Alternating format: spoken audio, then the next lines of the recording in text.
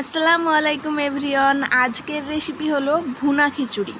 ভুনা খিচুড়ি বানানোর জন্য আমি বেশ কিছুটা পরিমাণে এখানে নিয়েছিলাম গোবিন্দভোগ চাল, আর নিয়েছিলাম মুগ ও মসুরির ডাল। তো মুগ ডালটিকে আমি আগেই ভেজে নিয়েছি, আর মসুর ডালটিকে ভাজতে হবে না, এমনি দিলেই চলবে।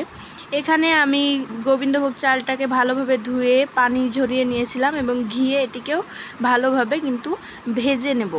তারপরে আবারও কড়াইতে দিয়ে দেব কিছুটা পরিমাণে সাদা তেল এবং ঘি। তাতে দিয়ে দেব বেশ কয়েকটা এলাচ, লবঙ্গ এবং দারুচিনি আর তেজপাতা। তারপরে দিয়ে দেব অনেকটা পরিমাণে পেঁয়াজ এবং লঙ্কা, হলুদ, জিরে গুঁড়ো, আদা রসুন বাটা দিয়ে মশলাটিকে ভালোভাবে কষিয়ে নিয়েছি। তারপরে এতে দিয়ে দিলাম চাল ও ডালগুলিকে। চাল ও ডাল দিয়েও কিন্তু আমি বেশ অনেকক্ষণ সময় নিয়েই ভালোভাবে কষিয়ে নিয়েছি। ভালোভাবেই কষাতে হবে যেন মশলার কাঁচা গন্ধটা না থাকে। এরপরে কিছুক্ষণ সময় নিয়ে কষানোর পর আমি দিয়ে দিয়েছি পরিমাণ মতো পানি। যতটা চাল ও ডাল তার দ্বিগুণ পরিমাণে পানি দেওয়ার পর 10 মিনিট গ্যাসের আঁচটিকে বাড়িয়ে রান্না করে নিয়েছিলাম এবং পরে অল্প আঁচে রান্না করেছি ঢাকা দিয়ে দিয়ে, আর ওপর থেকে শেষের দিকে দিয়ে দিয়েছিলাম ঘি।